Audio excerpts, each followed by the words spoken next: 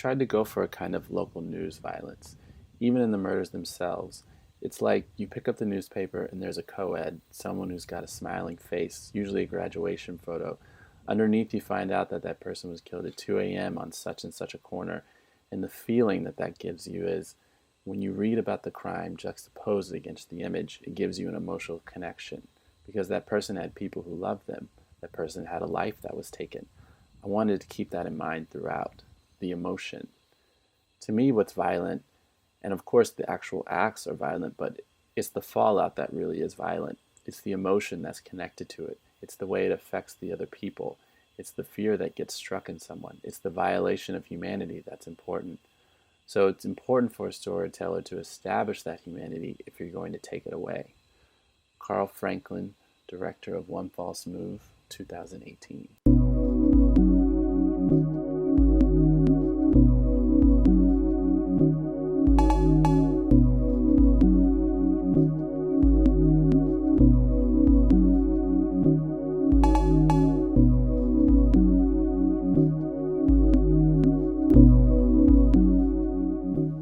Hello, and welcome to Black is Not a Genre, a film podcast where we explore new perspectives on Black genre cinema and discuss alternative narratives in genre film through a Black lens. My name is Graham Cumberbatch, and this is episode 4. It is also the talkback for week 4 of our 4-part virtual film series hosted by Hyperreal Film Club out of Austin, Texas. All July, we invite viewers and listeners to watch along with us as we focus on a different Black film in a different genre of cinema each week and discuss the film's impact and the contributions of Black filmmakers to that genre. At the end of each week, we'll be airing a new episode of the Black is Not a Genre podcast featuring a great lineup of special guests. For week 4, we're discussing thrillers and a double feature by director Carl Franklin, including his 1992 debut film One False Move, starring Cinda Williams, Michael Beach, Billy Bob Thornton, and Bill Paxton, and his sophomore effort, 1995's Devil in a Blue Dress, starring Denzel Washington, Don Cheadle, and Jennifer Beals. Before I introduce this week's guest, I want to give a special thank you to Hyperreal Film Club for hosting us as part of their summer programming. In addition to presenting an eclectic mix of the world's greatest movies, Hyperreal Film Club seeks to build a special community around the moving image. They specialize in creating unique movie-watching experiences and unusual, thoughtful, and immersive pop-up environments. Hyperreal also amplify local artists by screening the pieces they've already produced as well as creating paid opportunities for them to create and exhibit new work. They're always looking for collaborators, so whether you have a short film or a music video you'd like to premiere or just looking to connect with other local filmmakers, hit them up. Our first guest today is Gerald Hersey. Gerald is an Austin-based designer and lifelong film fan. Many moons ago, he was a film critic for his college newspaper and for the Tribune in Mesa, Arizona. Locally, he's a member of Austin Film Society and runs a weekly movie club, which is now in its 4th year and currently doing a monthly genre study for 2020. With us also today, we have Karan Spearman. Karan is an Austin-based writer, journalist, and cultural critic whose work can be found at the Austin Chronicle, the Daily Dot, Local Lure, and Texas Music Magazine. Thank you for joining us, guys. Welcome. Thank you for coming. Welcome to Black is Not a Genre.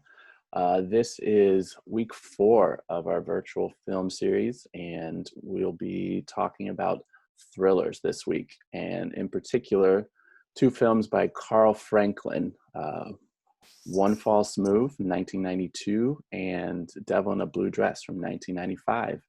Today, and this week, we're joined by Gerald Hersey, Austin-based designer and founder of a local film series. Thank you for joining us, Gerald. Glad to be here. And we're also joined by freelance writer Karan Spearman, who appears mostly in the Austin Chronicle. Thanks for coming, Karan. Of course. Appreciate it. Sweet. So this week we're talking thrillers. It's kind of an interesting genre because I think it's one of those genres that's almost known more for its subgenres than it is as a general category. So quick blurb. This is from Wikipedia. Thriller is a genre of fiction having numerous, often overlapping subgenres. Thrillers are characterized and defined by the moods they elicit, giving viewers heightened feelings of suspense, excitement, surprise, anticipation, and anxiety. Successful examples of thrillers are films of Alfred Hitchcock. Thriller is usually a villain-driven plot whereby they present obstacles that the protagonist must overcome. There's a cute quote from Nabokov about thrillers. In the Anglo-Saxon thriller, the villain is generally punished and the strong, silent man generally wins the weak, babbling girl. But there is no governmental law in Western countries to ban a story that does not comply with a fond tradition, so that we always hope that the wicked but romantic fellow will escape scot-free and the good but dull chap will be finally snubbed by the moody heroine. And then James Patterson has this to say: thrillers provide such a rich literary feast. There are all kinds: the legal thriller, spy thriller, action adventure thriller, medical thriller, police thriller, romantic thriller, historical thriller, political thriller, religious thriller, high-tech thriller, military thriller. The list goes on, with new variations constantly being invented. In fact, this openness to expansion is one of the genre's most enduring characteristics. But that what gives the variety of thrills a common ground is the intensity of emotions they create, particularly those of apprehension and exhilaration, of excitement and breathlessness, all designed to generate that all-important thrill. By definition, if a thriller doesn't thrill, it's not doing its job. So I think that's interesting, because I think of the sort of three other genres we covered. We covered camp, romantic comedy, and wow, I'm like blanking on the third one. What was the other one we did? We did camp, romantic comedy, and It'll Come to Me. But I think even amongst those, this one is a particular, has some particularities that lend itself to discussions about where Black film fits into this, certain discussions of Black aesthetics, or even sort of the exclusion of Black films from particular genres, and the sort of siloing of Black films. First of all, what do you think for you stands out when we're talking about thrillers? Are there any particular criteria that y'all look for? Is it as broad as Patterson describes it to you, or do you have any sort of narrower ideas? Or yeah, some of the things, just from hearing the textbook definition and just thinking through the different types of thrillers that stick out, is usually there's like kind of based in reality, but still the stories can get twisty, like sometimes just beyond belief, right. But they still feel grounded in reality.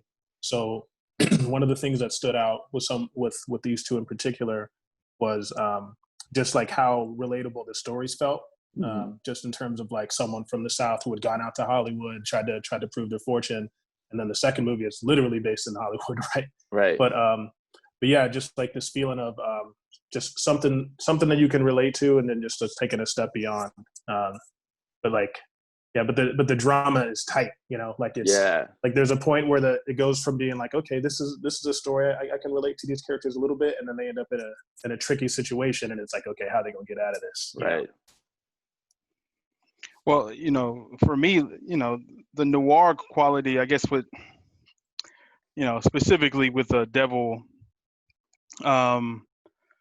that felt a little bit, I like obviously the quality of the characters being a little bit ambiguous as far as the moral context of everything. I think that they're kind of different, and definitely different in that way, not just stylistically, but just in kind of the the moral sort of kind of wavelength that they're on. I think that's important for me. That's an important deal, that there's like this sort of a gray in the characters, especially the ones that you expect to kind of carry the day, like right. Denzel, or in the other film, Paxton's character it's an interesting character, and as is Cinda's. So I mean, but they're just, it's different films, but I think that they accomplished the thriller aspect pretty well. I mean, I had no like real complaints in that regard. But for me, is the more ambiguity is a big thing in the thrillers, and especially in noir films. Yeah. Definitely. There's definitely more of the identifying with the anti-hero in Devil in the Blue Dress, right? Where it's just like they're all kind of morally ambiguous, right? It's like everyone's got questionable motives. But in One False Move, it's funny that like you don't really want to root for any of them, you know? No. It's like you've got and one of the things that I thought was interesting about One False Move was just that like the lack of a character to reach onto, and it's more just wondering how it's going to play out, because you hate the criminals, but then you just generally, I mean, I generally can't root for the cops in a movie. And then the good old boy cop he's just, you know, it's Bill Paxton just like turned up to 11, right? So it's when you throw them all into a bag, and it's just kind of like, how do I want this to play out? You know, of course. That was something I was thinking about the whole time. And I love that about that film. I think there's something interesting. You guys mentioned a few things. I think, you know, like Gerald, when you're talking about the in terms of both the narrative of a lot of thrillers, and it's very tightly woven. There's the idea is to sort of, you know, you either start with a tangle and see how you can untangle, or you start with a knot, or you start with a bunch of tangles and you see how you can tie it up at the end. So there's a sort of like, and there's a certain enhanced drama where it's like it's grounded in this gritty reality, but there are certain plot points where everything's dialed up to 11 at key points, which I think is really important. And you know, Karan, you mentioned the noir aspect. I think that's really interesting, not just in terms of Carl Franklin, but also in terms of, you know, the thriller genre, where it's, you know, there's constant debate over where film noir is deserving of its own sort of genre category, or if it's too much of a subcategory, or if it's simply just a style. I think, you know, there's an interview that I came across in the Village Voice when there was a film theater in New York that was doing a retrospective on both of these films, and you know, Franklin talks about his love of noir films, his love of both noir and you know, particularly Hitchcock and Chinatown, and how he, you know, when he made One False Move, this is in 1992, there's kind of like there was a nexus of like the black film new wave and the sort of like neo-noir movement. But you know, when he says that when he made the film, he saw it as a crime drama, and he didn't really, the neo-noir tag kind of came afterwards. And so he was kind of approaching this, here's a good quote. He says, "I just thought it was a crime drama when we were shooting it. I looked at it and I tried to examine it and approach it from a sociological perspective, and having been an actor, from a psychological perspective. I didn't necessarily see Fantasia as a femme fatale character because she wasn't driving the action in the beginning. Of course she does finally. The decision to go to Arkansas certainly brings about the demise of those characters, but in a lot of ways, I didn't think noir at the time." So there's this way in which, you know, there's a kind of almost narrative that Franklin's creating in these two films, because you know, One False Move was his debut film, which kind of is incredible, because I think it's, as far as like the tightness of the film, I think it's close to perfect. But it was his debut film in 1992. He had been he was an actor. I think he was on Fantasy Island, one of those sort of like 80s TV shows, but he got into film slowly but surely. I think he did one short after going to film school. And then 1992, the film was actually slated to go straight to video, or straight to TV, and then I guess subsequently video. But it showed at a couple of screenings, or if they sent out screeners, but critics loved it so much and blew it up so much that it got a limited film release and actually did really well.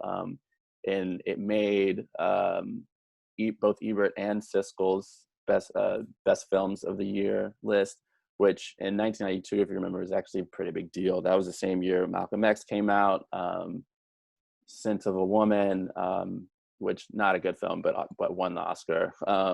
There were a couple other big hitters that came out that year. But Unforgiven too. Unforgiven, yes, that's the other one I was thinking of. Unforgiven, which was Oscar. I mean, in a sense, there was, this, in a cynical sense, it's almost like people were looking for films aside from Malcolm X to give their plaudits, but that's another story. But I think there's this way in which, One False Move was almost an accidental noir. And then 3 years later, when he came out with Devil in a Blue Dress, it was like, okay, I'm just going to lean into this. And so it's like, it's set in the sort of time frame that we see most noir fiction, 1948, based on the novel and detective series by Walter Mosley. So I think there's something interesting going on with Franklin. And he's also quoted as saying that he doesn't even really think thrillers is like his bag necessarily. It's not even his forte. He's like, I prefer dramas, and I think that we're in a sort of a time period where those just don't get made very much anymore. But I think that goes a long way in terms of describing his approach to these dramas, these thrillers, in terms of the sort of toolkit that he's working with. You see there's the scene in One False Move where Fantasia reunites with his brother, and there's these crop duster planes going back and forth, and he makes no bones about that. Yeah. That's a North by Northwest reference. But I think the sort of general feel and the tone of these films, I think it's marked by there's a particular patience that he has with the narrative, where it's like, you hear the term like slow boil, but he kind of takes that to a certain extent, and he kind of fuses that with a sort of regional sense. Like his films are set either in the South or in the case of Devil in a Blue Dress, in Los Angeles, in a way that is constantly referring to Black migration from the South to LA. Absolutely. So I think, I guess let's start with One False Move, because I think what's cool about that is, as opposed to Devil in a Blue Dress, which is much more typical in its approach to noir, and that it has a single protagonist. It has Denzel's Easy Rollins voiceover to sort of guide the viewer through this typical detective novel framework. But what you pointed out about One False Move, that I think is one of the defining elements of its structure, is that there is no central protagonist. The action is driven by these two opposing forces that are headed towards a conflict, but we're not meant to side with any one particular character. How did y'all feel in terms of how that sort of dictates the action? Did you feel like it was an effective way to sort of build tension? Yeah, the one of the things that I took note of is just because I moved out here from Arizona, so I've driven down. Mm-hmm. I drove down I-10, right, to move here, but also having gone to college in Arizona and done spring break in California multiple times. You take I-10 out of Phoenix to go out to LA and all this stuff. Absolutely. So I felt like geography in that movie was something that, just because they're gradually moving along, and then in the parallel story, it's telling you what's happening in the small town at the same time. So like the geography of it, of like, oh well, we had to ditch this car and we got to go a different route now. So it was like I felt very aware of where they were as they were like heading toward the standoff, right? Mm-hmm. All these misadventures that they get into in these small Texas towns. That was one element that I really enjoyed. That in one sense, it's like these like Lovers on the Run right. type of scenario, and then it's just kind of like the kind of the awaiting standoff at the same time. So we our genre study this year, we're doing one a month. So in February we did Lovers on the Run, and I originally did pick One False Move, but then Queen and Slim had come out, and so I changed my movie to Queen and Slim, but I still had this on the list to watch. So this was like perfect timing for me, because I wanted to watch this movie this year anyway. But that was one thing that stood out to me, was just like how we kind of set the story up using geography in one sense, but also kind of setting up that almost like a Western, where it's like, exactly. Like there's a standoff that is coming. The standoff. And I think that was one of the things I noticed, and it's repeated again in Devil in a Blue Dress, but the geography of everything, it's like, and that is sort of a trope of detective novels and sort of noir anyway. It's just like, oh, you're headed here. But he really kind of hammers it home, particularly in One False Move, where it's like every time they enter a new city, he reminds you exactly where they are. And you know, there's a lot of blatant references. There's a moment when Fantasia, and there's a tense moment in the convenience store with Fantasia is with Ray, and she said, should we get a map of Texas? He's like, we don't need no map. So there's this constant reference to sort of directional tension. I think that works really well. Karan, what do you think about that? I guess, you know, one thing that I kind of took away from it was they were all looking for something more and not really understanding how to get to what they wanted, what they really wanted. You know, they want, you know, more money, or they want more power, or there's this sort of a power struggle thing. Everybody wants more. It's a disease of more throughout the entire movie. The Paxton's character wants more, like he wants to be big time. So there's always that part of it too. So I think it's kind of these like collisions of wanting throughout the entire film, them wanting of something, striving for something. So the directional part, I felt like kind of molded into that part, where people are just like kind of, you know, they're moving in different directions, but it's kind of spinning the compass in a way, but not really, because they're not really meeting what they really want, and never really getting what they're looking for either. And even to the end of the movie, nobody really gets what they want. Right. Ever. They're striving and striving and striving, and nobody reaches it. No, I think little details. Oh, sorry. Go ahead. No, go ahead. No, a couple of little details that stuck out to me too was the, you know, one, I do want to go in on Billy Bob Thornton on this one because he wrote the screenplay. Yeah, how his two associates are Pluto and Fantasia, which were these like Disney references, right? Yeah, so it's just kind of like these people from LA coming back down south with these Disneyfied names, right? It's just like how they're living these alternate lives, you know, out in LA where they're, you know, robbing people and stuff. But yeah, that was one that stuck out to me too. But yeah, so Billy Bob Thornton, right? Like one, like I do like him, but he just goes full on in this movie, like the with the ponytail from the very start. Yeah, in the first scene, like, you know, he's beating people up and killing. I mean, like he hits a black woman in the face several times in this movie in a row. And then I can't help but think back to Monsters Ball, and I was just like, I just don't trust Billy Bob Thornton with black women, man. I just can't do it. But then I'm thinking, man, he wrote this movie. Like, he made himself like the worst character in the movie, right? So I thought, I was like, all right, well, you know, like, I give him credit for that. It's like, but I was a little surprised by that. I didn't know that he wrote this until you know, that first viewing. Yeah, I mean, I think that was one of the first things that I was interested in, because Franklin, I think one of the things I like about his work, what little of it I've seen, is I think that the texts that he chooses are really not just rich on their own, but I think he seems to pick things that he can sort of that he can maybe twist isn't the right word, but frame in a way, in his own particular way, I think visually, such that the themes come across both subtly and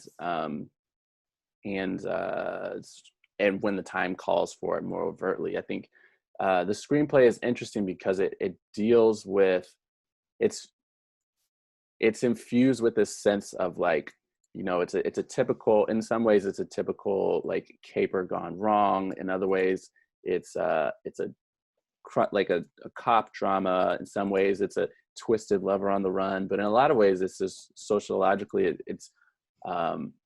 it deals with sort of regional and cultural differences. It deals with race in ways that are both typical and atypical.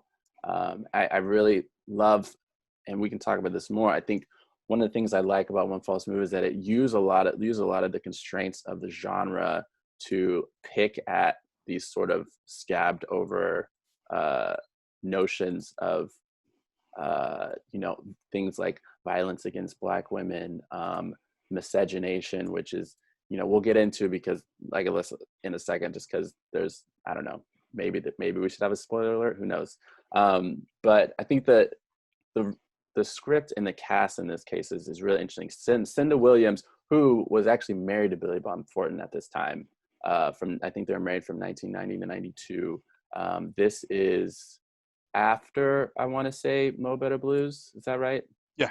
Yeah. So this is after her turn in Spike Lee's Mo Better Blues. And it's, it ends up being a major plot point that she's a fair-skinned Black woman. Michael Beach, who is a brilliant character actor, I think really underappreciated. He's done a lot of TV work, but he was most recently in If Beale Street Could Talk. He was really good in that film. And he's a piece of work in this film. He plays this sort of really kind of unhinged, sort of genius. They talk about his IQ. And he's kind of like the master, the sort of secret mastermind behind this. I know, exactly. Which is like another great cop movie trope. But again, in terms of like the regionality, like his character, who's like in a lot of ways the scary wild card, I believe comes from Chicago, and yes. which is also where Mouse is from in The Devil Wears a Blue Dress. So I love this sort of recurrence of characters that are along this sort of regional pipeline of Black migration, which is Chicago, LA, Texas, Arkansas, of these characters that are like, oh, they just came in, they just hopped a bus from Chicago. It's just like, this idea is like, oh, he's from Chicago, he's crazy, you might not really want to trust him. I mean, that's literally my family story. Like, my grandma moved from Arkansas out to California and then settled in Nevada, right? It's one of the things about going on Bill Paxton for a sec. So the scene where he like discusses with, I forget both cops' names. I'd have to look at the cast information real quick. But when he's talking to the cops and he's just like, I think I'm ready ready for the big time, ready to move out to LA. Right. So one kind of point of reference for both of these movies is a documentary called Bastards of the Party, which is about kind of like the history of the Crips and the Bloods in LA. But Cleabone, who produced that documentary, when he was in jail, read City of Quartz, which kind of tells the kind of story of LA and goes in on a lot of the social movements and the growth of gangs and all these other things. And one of the things about the LAPD is that they specifically recruited cops from the South to move out to LA and to police minority areas, right? So it's like there's a deep-seated history of finding cops from the South who they knew would be aggressive towards Black and Hispanic people. So it totally stuck out to me, that conversation where he's like, I think I'm ready for the big time. I'm ready. I think I could come out to LA and we could all be partners. It's just kind of like, yeah, man, you're like 20 years too late.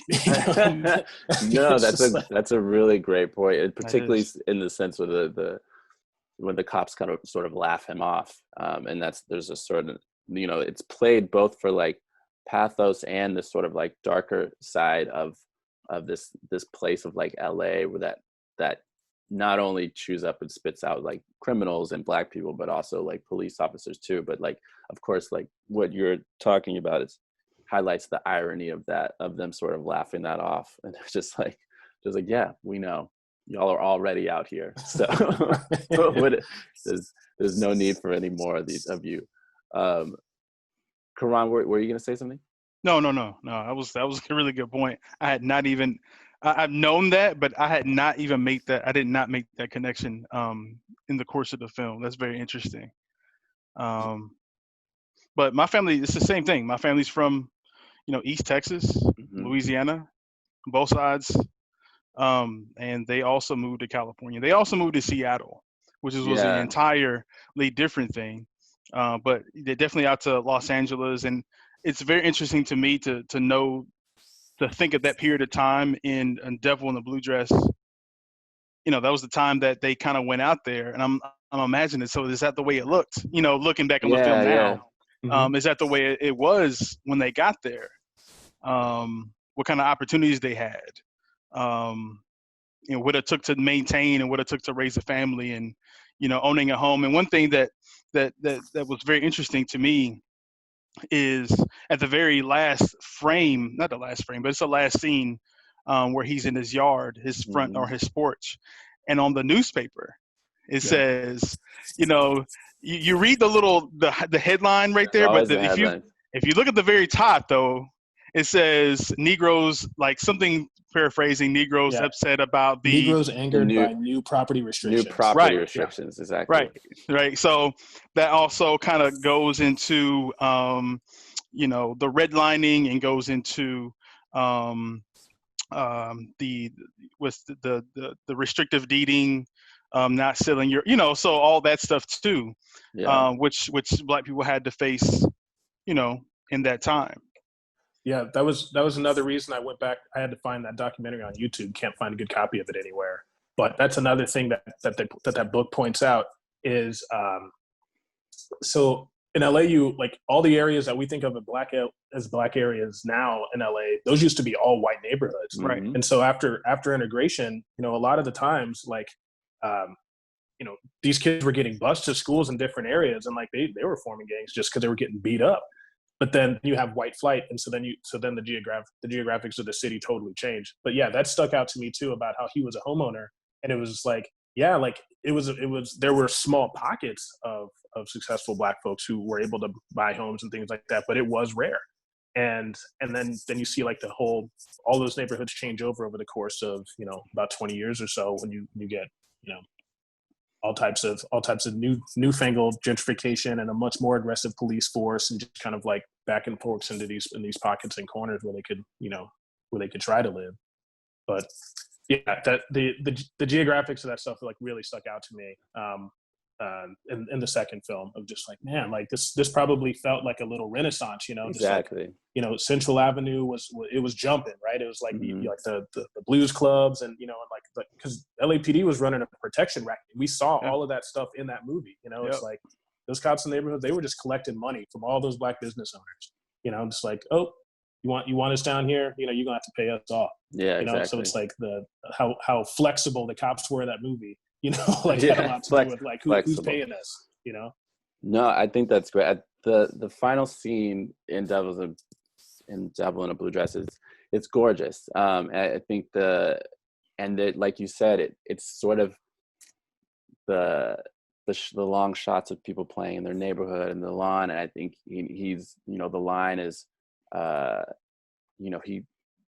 Easy Rollins has this long sort of soliloquy to end the film, and he talks about sitting on his front porch on his lawn in the house that he owns, and there it is, this snapshot of this era, like after World War II and before the white flight you're describing, where there was a mini oasis for Black people in LA, and you hear about it from people in the South. That's why they started coming out. They're like, oh, people were sending word that they were like, you can move to LA, the cops don't bother you as much as long as everyone pays off. You can get a house. There's schools here. And then that headline on the newspaper is sort of like the sort of harbinger of what's to come, right, very, very shortly of all of that kind of ending. And there's a moment early in the film where you sort of see that the seeds of that starting to happen, the white flight and the sort of end of the mini oasis, where one of his neighbors is a woman driving by, and Easy's like, oh, where are you going? He's like, I'm going back to Houston. This place is too fast for me. So there's this element. There's the cultural. There's obviously the culture clash between the South and the West and Hollywood, but then there's also this element of she might have seen something coming down the road that other people didn't see, and the irony of her going back to Houston is that now people are looking back into sort of the civic dynamics of Houston, and like actually Houston, compared to most of the other cities in the South, has actually done a much better job of achieving equitable housing and jobs for Black people. So there's a way in which that character is almost ahead of the curve. But yeah, I think going back to One False Move, there's a lot done here with casting. Like you mentioned, Bill Paxton and Carl Franklin mentioned the casting of Bill, the late Bill Paxton too, and he talks about it. He says, I always feel that an intelligent person can play someone less intelligent. It's difficult for an unintelligent person to play someone intelligent. it's harder to scale up than it is to scale down. Bill was always someone we always wanted. He's a very guileless guy, just kind of like a clear channel. Bill was one of those guys who was honest up front, and that was the character Hurricane. I hadn't seen a lot of his work. I'd seen Near Dark, which was a Catherine Bigelow vampire movie, and I'd seen him in Aliens. But there was something about him that we just felt automatically that's the guy. And I think originally they weren't allowed to cast him, but it took them. They had to he wanted to cast him right away, actually, but because of I think Hollywood or guild issues, they had to go through a casting process. But Hurricane functions really well in this film. I think he is this sort of on the surface dim-witted, but he's one of those guys that sort of sees more than he lets on, or even sees more than he thinks. For sure. And there's a lot of quirks he has. His tendency to cut people off and pretend that he's listening but not listening. That first call he has with the cops calling in, and they can't even get a word in, and they're just all smirking and laughing. He's this excitable kind of puppy dog small town police officer. But then there's that moment where he takes the out of town cops on a ride along, and he gets out the car. This dude is assaulting his girlfriend's house with an axe.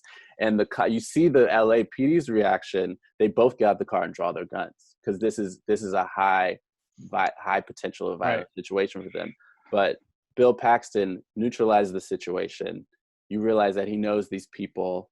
He says afterwards, I'm here twice a week. It's fine. He mediates between him and his wife, calms the situation down. And there's this weird sense, again, this is a no caping for Copstone, but there's this idea there that he's almost modeling this form of community policing, that the LAPD will not be familiar with. This idea of how can cops function in an environment where there is mutual respect, people know each other, and there's an accountability.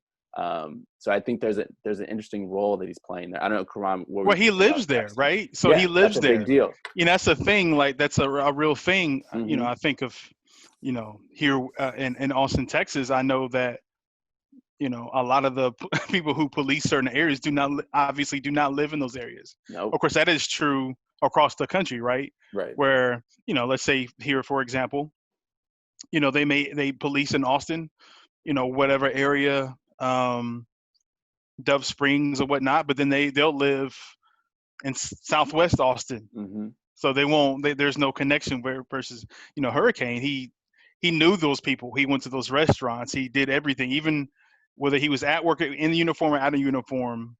They were familiar with him in all facets of his life, which is an entirely different thing than I'm sure the LA police officers or the big city cops. They're not walking their beat and getting to know people on their beat. That's not happening. Right. Yeah, the very, very few, a friend of mine lives in Chicago, and if you're a civil servant in Chicago, you have to live within the city limits. So what ends up happening is the more affordable areas, like on the South Side, there's neighborhoods that he lives in because he works at Midway. And there's all these old kind of tract housing that they built for auto workers when they still had auto plants in the area. And those neighborhoods are full of cops, teachers, and firefighters because they all work for the city. So it's all the way down to the city limit. It's mostly civil servants who'll live in neighborhoods. So it's just but rules like that do go a long way. It does factor into folks being not only invested in the community, but their job actually being in the community that they're working in. Well, you see the opposite in places in New York or the NYPD, where they have those same rules and restrictions, but it's very well known that a ton of cops, through various finagling and fake addresses, live as far as New Jersey and are able to still police neighborhoods in Manhattan. So I think Paxton, and we're getting in more spoiler territory, but you sort of start to see why Hurricane is so pivotal for this story. And there's certain things that get revealed about him as you go on. There's that sort of moment where he's at dinner. He's invited the two cops over. One of them is black, played by Earl Bennings, who's another great veteran actor. and he just casually drops the N-word when he's talking about the three criminals arriving. And Paxton does this great job of just delivering the line in this way where he doesn't even realize he said it and even when his wife kicks him under the table, he doesn't quite, it takes him a second to realize why she kicked him. And there's this sort of just like this sort of dull, blatantly unaware sort of racism that sort of it's like a colloquial racism that he's depicting in this way. And as we find out later on, it's a part of the fabric of this place where it feeds back into these themes that Franklin keeps sort of recurring about this sort of the spectrum between casual colloquial racism and extreme violence, particularly against Black women. And I think from the opening scene, like you said, with Billy Bob Thornton comes in and he's interrogating the Black woman who's Fantasia's friend, who she essentially set up. So there's this betrayal of a Black woman through by another Black woman, and then there's this sort of visceral violence, and it's until the very end, it's actually the only overt depiction of that kind of violence throughout the film. Maybe there's one other element, I think, when Fantasia kills the cop, he slaps her one good time as well. And so there's a certain extremeness, and I think Franklin talked about this too. He's like, I think it was important. He said it was important for him to let the audience know right off the bat what they were dealing with, and then he spends the rest of the film sort of building the tension of what might happen and what that means. And so he spends the middle part of the film dealing with the fallout and communicating what this violence means to the different characters from their different vantage points. And then, I mean, we might as well just, if you don't want spoilers, sorry, but so it kind of comes down to this sort of alternate hidden climax, which dealing with the relationship between Ray and Fantasia. And it's funny because there is this constant sort of question that keeps asking, and it's common in like sort of film noir and detective movies and thrillers. It's like, Detective McFeely asked Dale once. He asked him twice, and this happens a lot. He's like, it's like, how do you know Fantasia, or how well do you know Lila? And he asked him a second time in a sense, and the second time he's implying, he's like, so really, how do you know this girl? And he says, and Dale laughs, so he's like, haha, very funny, but he's very angry and defensive. So we find out that Dale and Lila have a child together, and Dale, this is something that happened because Dale has sex with Lila when she was 17, and so there's this sort of element that Franklin's playing with, and then there's the larger reveal when Lila is talking to Dale that her father was also white, and he and her brother both have a white dad.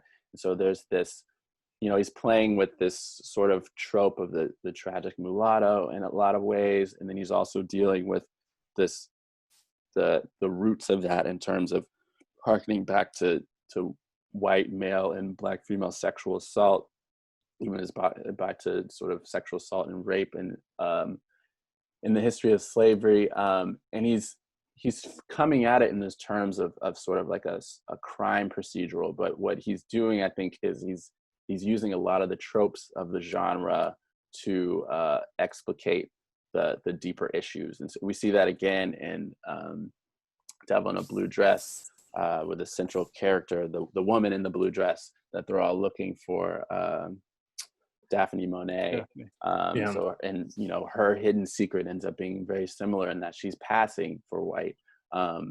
And again, Easy Rollins is asked multiple times, and he asks other people multiple times, like, do you know her? How do you know her? Do you know her? So there's this sort of like, there becomes this sort of secret alliance between people who know these figures and who know who they are. It's a big deal that Dale knows Fantasia's real name. It's a big deal in the opening, the sort of early on that I'm forgetting her name. Who's the woman?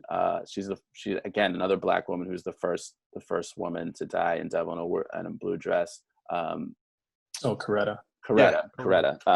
Another great name.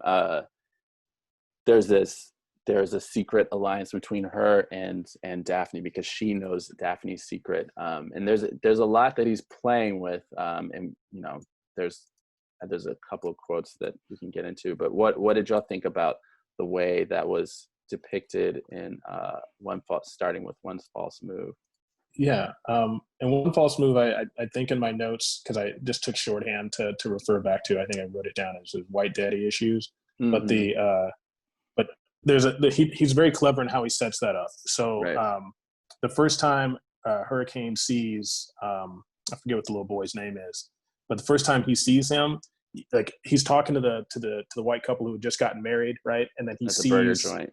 Yeah, he sees her brother and the little boy together, and it looks like he's just kind of like casing a couple of Black people, right? So it's just kind of like, oh, okay, a couple of Black people in a southern town, this cop's staring at him, looking at him weird, okay, right? But then there's the scene in the gas station where Billy Bob starts to get nervous because the state trooper's in there. And they walk out, and the lady behind the counter says something to him. It's just kind of like, oh, you know, it's like, I see you staring at her or whatever. And he's just like, oh, you know, I like him young. Yeah. And it doesn't really click how young she is until she starts talking about the little boy's birthday. Right. And it's just like, she's like 21 years old, right? And she's already got a 5-year-old kid. And so when you think about her having been with Hurricane, it was just kind of like, this seems like a situation where it's like, this doesn't seem like they were in a consensual romantic relationship. This seems like he kind of used his power over her, you know, and then this is the result. So, so I felt like the director was very he pieced that together. He dropped hints in ways that played up a lot of the times just the racial tension, when in fact he was actually dropping hints about like, hey, maybe part of the reason that she's with this bum ass looking Billy Bob Thornton character is because this has been kind of beaten into her head from her life experiences. You know, it's just kind of like an absent white dad, sexually assaulted by this older white cop, and now she's with this older, you know, thug out in LA, right? So it's just like this pattern that keeps playing out in her life over and over again. That's something that stuck out to me, but I like the way that he built it up, you know. No, absolutely. I think he's incredibly adept at dropping clues, not necessarily just in a way that, like, you know, all the films in the genre tend to do, but in a way that that is always hinting at something a little bit deeper, and even things that that Black viewers might pick up quicker than white viewers, which I think is something that he does particularly well in Devil in a Blue Dress. Karan, what were you going to say about that? No, you both of your points are on point. The other part with Fantasia's character is, you know, looking back on it, you can see why it was very easy for her to kind of turn her back on the Black woman at the beginning, because there's already that relationship of sort of this antagonism of you being the mulatto versus the Black, you know, so it's that kind of relationship, or a lack thereof sometimes on the film and in real life. It was easy for her to sort of like pit herself against her, and then easy for her to you know, understand that the Black woman, the darker skinned Black woman, is going to die. You know, it made it okay, you know, because she's been with these white men that do these things. This is what white men do. This is their attitude towards Black people. This is their especially or the other scene too is when they had just like left. They were at a hotel, and Michael Beach's characters, you know, he ends up kind of getting mad at Thornton's character, but the way that she kind of antagonizes him you know, with she kind of antagonizes him, you know, oh, once you have some fun. And, you know, but so she's never on the side of the black people at any point, really, in the course of the film. Yeah, so that was my take on that. Now, in Devil in the Blue Dress, well, I guess you were gonna lead into that, so I'm gonna let you do that. No, I mean, I think we can always move back and forth between the films. There are a couple of things. Like, I think you're right. There's this element where I love Cinda Williams' performance in this film. I think her character is really brilliantly fleshed out. I think she has some of the coldest lines in this whole movie. Oh yeah. Oh my God. Yeah, you fuck me because I look white, but dump me because I'm black. It's just kind of like wow. Her character does such a great job of, like, I think in a lot of ways, especially towards the end, sort of, she sort of confounds this typical Hollywood version of the tragic mulatto, who sort of like can't find the world between both worlds and is helpless in both situations. You see along the way, at first she has this sort of like along for the ride, you're in the headlights thing. She didn't know that they were going to kill the people that she was betraying. We see her sort of empathy with finding the little boy. And of course, you know, we find out later that there's a certain sort of tug that was almost unavoidable because she has a son. But along the way, we start to see her usefulness within the group, and that she is a smooth talker, and not just in this sort of like femme fatale way, in a way where she's like, when they get stopped by the trooper, she comes up with a story off the top of her head, and that's just like airtight, actually, in the moment, in terms of you know, convincing the trooper of what they're doing. She's very charming. She convinces Ray not to lose his head in the convenience store. We even see it when she finally confronts Dale, where she has this way about her of where you can tell that she's used to navigating things For sure. on her own. It's a survival tactic, and it's something that she's gotten very good at. And I think, you know, what Franklin's doing is playing with this well-worn tradition of a lot of characters. You know, there's one of the first actual black novels or black written novels on record, and one of the earliest depictions of slavery was a film called or a novel called, I think it's whatever mulatto is in French, but it's a film. It's by a black French Orleans author, and it talks about the plight of the product of slave and master miscegenation. Then there were the sort of race problem films of the 30s and 40s. So there's the Oscar Micheaux. There's Oscar Micheaux, and then One Drop of Black Blood. The One Drop of Black Blood. Then there's Imitation of Life in 1934, which actually cast a mixed race woman, which was so controversial that it didn't really happen again. And then actually one of the few instances of actual mixed race women being cast in these roles is Devil in the Blue Dress, and then also Julie Dash's Illusions. And there's a way in which, because a lot of the problem films, like the seedy pulp films, they cast the secretly mixed race woman in this way simply as just an element of sensationalism for a mainly white audience. There's no real dissection of what that means in terms of racial categories and racial oppression. But I think what's so cool about One False Move and Devil in a Blue Dress is, particularly in One False Move, is there's a certain amount of agency that he gives those characters, or that he gives Fantasia's character in particular. And I think it sort of flips the genre on its head in a sense where it forces the viewer to deal with what that means from her perspective, and it forces the audience to understand that there's always an allusion to how a human who's mixed race was created. Like in Imitation of Life, the mother is always depicted as this sort of like typically sexually undesirable, like mammy character, where Hattie McDaniel plays the mother in Imitation of Life. Whereas this, one false move is just like, no, this is actually just a product of sexual assault, probably multiple times. And there's a confrontation that the viewer is not allowed to look away from, that kind of mirrors the opening, the very graphic opening of the murders. And again, like some of the lines that she has. I think I've only seen the remake of Imitation of Life. But yeah, there's two versions. There's Stahl and then Douglas Sirk, I think, remake. That's the one that I've seen. That's the 59 one. Yes, exactly. And there's a line where Dale he's in the house with Lila. They're waiting for the other two criminals, for Billy Bob and Pluto, to arrive. And it precedes a line that you talked about. It says, Dale's really distraught. He's poor Dale. He says, Lila, even if I wanted to help you, I couldn't. I don't have the legal authority. She said, you didn't have the legal authority to fuck me when I was 17, but you did that, didn't you?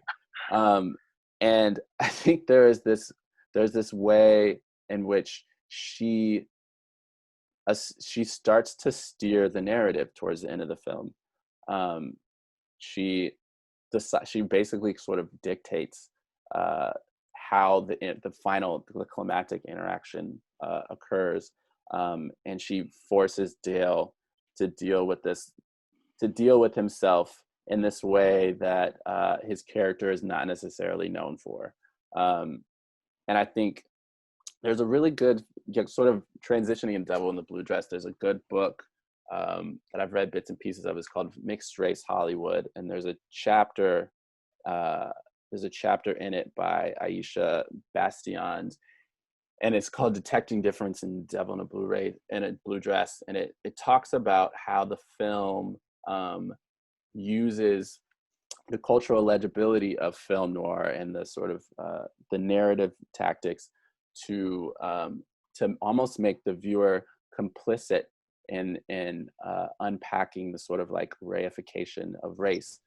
So it, in the same way where it forces viewers to like follow the tropes of detective novels and look for clues, it makes them look for clues of racial difference and sort of reproduce them in the act of watching the films. There's a good quote that says, film noir concerns the solving of mysteries, often mysteries linked to mistaken, dual, or secret identities. The mulatto figure, especially the woman who passes for white, bears a vexed relationship to racial classification, exciting the search for signs of racial identity. Framed by the detective's gaze, Daphne Monet is cast as a mystery to be solved. How does Devil in the Blue Dress engage the viewer in this attempt to solve the problem of the mulatto's place in the racial order? If the hard-boiled detective fiction is about the pursuit of knowledge, what are the implications of this will to knowledge for the reification of race? If, as the film's trailer asserts, Ezekiel Rollins is in search of the truth, how does he and the viewer uncover racial truths? So I think the example they give is that first interaction with DeWitt, with Tom Sizemore, who's predictably creepy as in that role. And he talks, it's just all the sort of hard-boiled detective novel innuendo, but he gets really pointed when he's like, she has a predilection for pig feet and dark meat. And so there's this way in which it forces the viewer to not only read the code of language in terms of like the mystery to be solved, but in terms of the racial implications of that. What did y'all think of the Jennifer Beals character in terms of the way it was used within Devil in a Blue Dress? Yeah, I think when you find out because when you see Frank, when Frank comes to his house after he's been dropping his name all over town, because he thinks that that's her boyfriend and he's trying to draw him out. Mm-hmm. And Frank shows up with the knife and you see how light skinned Frank is, like it right. Immediately kind of like, there's something else going on here, but so then like when the big reveal is that that she's got the one drop of black blood essentially, that I wasn't surprised by that. It was just like I felt like some hints had been dropped, but yeah, I felt like it would, when they kind of tied it together with the money and like how like essentially like how she was still trying to help her man, but then she had got the money because the family was trying to pay her off. It was just kind of like, to me, like that was the big reveal. It was just like, it wasn't so much that the dude was, that he didn't love her. It was like, actually he did. It was just like, nah, the family was getting in the way, it was like, Right. oh, okay. Like it just like that scene where it plays out where they're at the observatory or whatever. And, and he's the narration holds our hands through that a bit, but yeah, I felt like that was like, you really felt a lot of empathy for her in that moment where you saw she was really hustling to try to help this dude become the mayor. Yeah. But then it's still just kind of like, when you see just as a parallel, when you see the Terrell, the child molester running for office, like he's I'm a friend of the Negro, right? He's like, he got him out of jail. Yeah. Like he's like, you see him shaking hands with black people on the street or all this stuff, right? But then the other dude literally has a black girlfriend, right? But in order for him to become mayor, he's going to have to turn his back on her. It was just, exactly. I thought that was an interesting parallel. No, I think there's a paradox that he's playing with, and Easy has that voiceover line that says the color line works both ways. Even a rich man like Todd Carter was afraid to cross it. And there's, again, like with the geography, there's this constant reference to lines, and like the opening song of the credits is "I Got This Girl on the West Side." So there's like sides of town, and another one of Fantasia's cold lines is he talks about when she's talking about Dale's wife Bonnie, and he says, I bet Bonnie would be surprised to find out she had it's his daughter. I bet Bonnie would be surprised to find out she had a half brother over on the nigger side of town. And so there's this constant like dichotomy between both, the sort of simplistic view of racism in terms of this idea of like picking sides.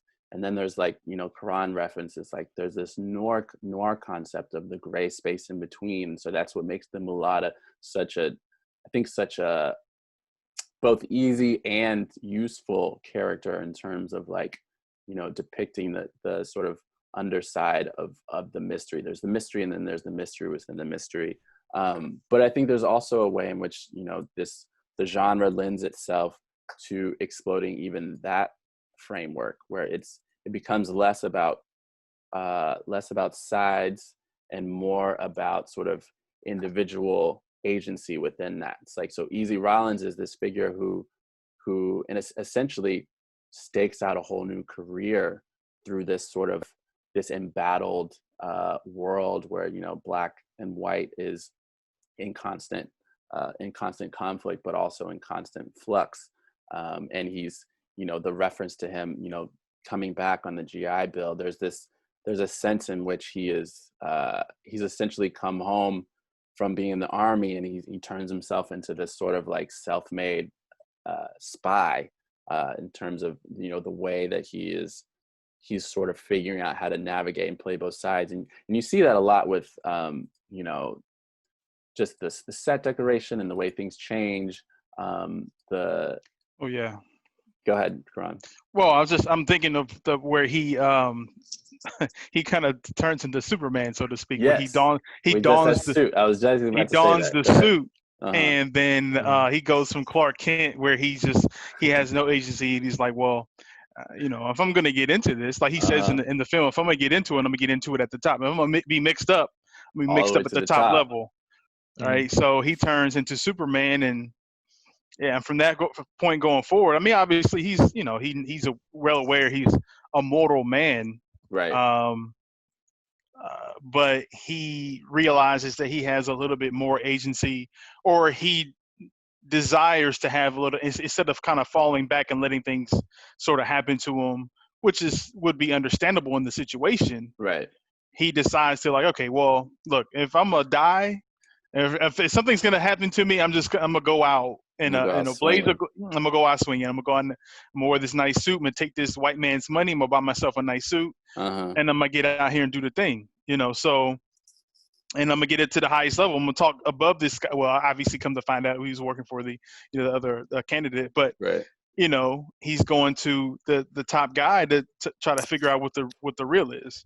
And so that gave him a lot of, for me, that the kind of seeing that it wasn't even a subtle change too. They didn't make it subtle. They made it like it was pretty definitive, which I found very interesting. Where Franklin didn't sort of like kind of move him into it. Like he didn't. He just kind of was. He was that guy. He was like, no, I'm not going to be that guy anymore. I'm going to be this guy. Absolutely. So you knew that was already in him already. So it wasn't like a thing that needed to be built up. Mm-hmm. This is already, there. his character Easy was already, it's already mentioned, because he's with Mouse before he comes down. So there's a hard-boiled quality already there to him. Right. It just needed to be unleashed in some way. Right. So with his back against the wall, he's like, okay, now I'm going to be this other guy that I know that I already am that maybe these people don't know. And I think that pivotal moment, the first time we see him express anger, it's when he feels violated by them breaking into his house. Yep. So that's his seems to be his personal line. It's like, this is my house. This is my threshold. You came in here without permission. So I'm not going to be that dude to steal on anymore. And I work for this, as you're white people and you came into my house, right? That I work for this. Like, I'm not going to have you sort of, no, I have to fight. You come into my house, you're drinking up my liquor. Mm-hmm. You're telling me my liquor's cheap. Yeah, first of all. Hey, you gonna tell me my shit's cheap.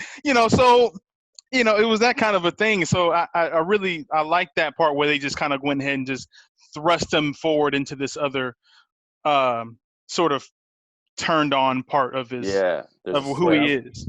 I like the line that he used as he's pulling up to the Carter Institute or whatever it was called. Mm-hmm. He's like, everybody's pissing on my head and calling it rain. Yeah, and it was just kind of like, and then he gets out the car and he's got the suit on and he's got, it's, I mean, like, just an aside on Denzel. Denzel has the best walk. Unreal. Of any actor, it's unreal, right? Probably of any person. That's the first time you see that Denzel walk too. Yeah, when he gets out and he's rolling up, and it was just kind of like, okay, like we're dealing with another guy now, and just like how we talked to everybody for the rest of the movie too, like how he was taking those little bits that he knew, and it was less like, oh, I'm just doing a job here. I'm just asking about so and so. It became more like, let me give him this little bit and let me see what they give me in return. He was playing cat and mouse at that point. And then it's funny because it's, his homie's named Mouse, and then he comes out. Exactly. Don Cheadle, man. Like, John Cheadle was so good. I love that character. I love his character. That's such a good thing. One of the great things about this film is just like, not just Don Cheadle's breakout performance, but Denzel. This is a film, this might even arguably Denzel. This is Denzel's first lead in a genre film, I want to say, from that era. And it kind of establishes him. It's like a precursor for what he's kind of turned into, like a late life action star in a lot of ways. And I think there's so much here about his performance. I think there's a way in which his performance sort of subtly turns on its head this idea of the hard-boiled detective. It's like there's this noir trope of this unflappable sort of figure who can walk into anywhere. And Easy Rollins has this sort of likability that allows him to communicate with a lot of different people, but he shows fear throughout the film. There are a lot of ways in which you see it on Denzel's face. Like, I might die. I might be a little over my head. He doesn't get consumed by it, but there are moments of vulnerability that he shows that are atypical for the genre. I mean, he obviously looks great in the suit. Shout out to Sharon Davis, a Black woman who did she originally was an actress, I think, but she did the costume design. She was nominated later on for Dreamgirls. She also did the costume design for Ray, Magnificent Seven, Fences. So she's dressed Denzel a lot, basically. And no one looks that good in a suit except for Denzel. He looks incredible. Sorry to interrupt. No, go ahead. One, just since we're talking about the look of the film, like I feel like all of the details in this one, like if he as he really pivots and turns hard into noir for this film, like he gets all the details right, from the typeface that they use for the credits. He uses the Archibald Motley painting, Bronzeville, at the beginning of the film, donated by Bill Cosby, by the way. Oh wow! But just Okay. The music, the just all of those details, like, and specifically zeroing in, like we talked about earlier, on that kind of Black Renaissance in LA, like the Central Avenue juke joints, like all of it, just like he really zeroes in. And it just felt like it was, I really thoroughly enjoyed watching this movie. I worked at a movie theater when I was in high school when this movie was out, and I didn't get a chance to see it when it was out. So it was one of these ones that's always just been sitting there. So I was pleasantly surprised by it, but just like I really appreciated the attention to detail, like just it feels like an art project because so many little things he just nails that are like perfect for the time, but also just in creating the whole feel of the movie. Absolutely. And I think, everything down from the art decoration, the art direction to the cinematography, Tak Fujimoto did the cinematography. He's from California, but he's of Japanese descent. He was born in 1939, so he was actually interned in one of the relocation centers growing up. But he's the one who shot Badlands by Terrence Malick. He was on the second unit for Star Wars. He shot a lot of Jonathan Demme films in the 90s, particularly Philadelphia and what's the crime one? Silence of the Lambs.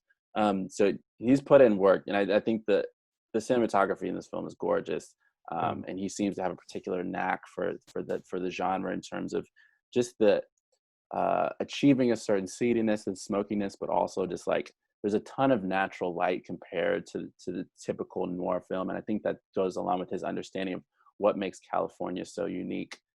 There's this almost like, noir is known for this sort of like eternal night, but it's the way he shoots California, it's like eternal day, eternal day. Yeah, eternal day, which in a lot of ways is scarier because there's this sort of like crime in broad daylight that is just so unabashed about it. And I think the cinematography is really beautiful. And as you were talking about, I think it's a film that's been on my back burner. It's a film after having watched it, it's like and this gets to the heart of why I wanted to do Black is Not a Genre. It's like, what is it that is keeping certain Black films from becoming classics in a particular genre? How did this movie do so poorly at the box office? I think it was made for 27 mil. It only made 17.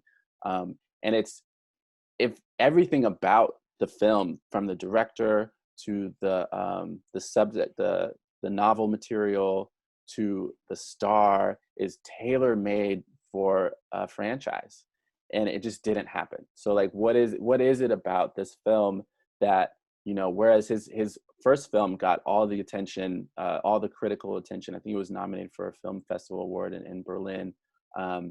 What is it about this? And I saw someone tweet this out too, who had just recently watched it, and is like, why did this film fail so badly? And there's a short answer, but I don't know what the longer answer is.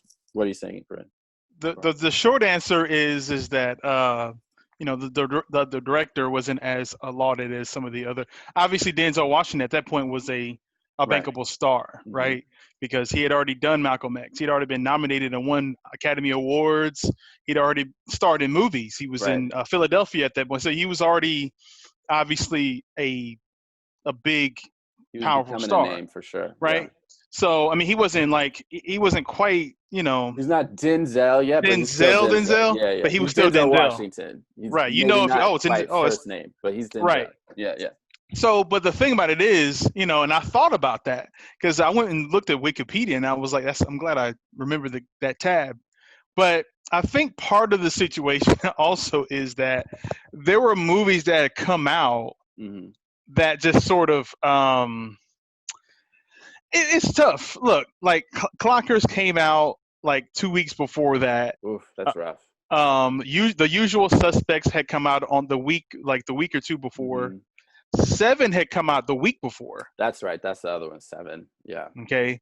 And then, so now you're basically you're asking Denzel to carry this movie, and then immediately after that, the week after Dead Presidents came out, so it's like all these, Kicking and Screaming, so Assassins, like these kind of big movies that had come out,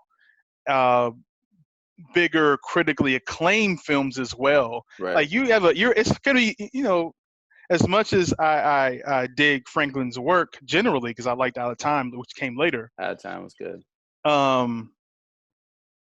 David Fincher's kind of hard to overcome. No, Bryan Singer's kind of hard to overcome. Like the scale of their movies, well, particularly Seven, not so much The Usual Suspects. Right. The Usual Suspects wasn't some like big blockbuster movie by any means. It was a slow burner. It was right, but Seven for sure. I mean, that sucked up so much. It was like in a vacuum. It sucked up so much air, so much of the air that was there because of just the wildness of the movie. Mm-hmm. So I think that it's hard to say now in 2020 why that was, but I just look at the films that had come out at that time, and I'm kind of like, well, how much air did it really have to breathe for the fire to grow?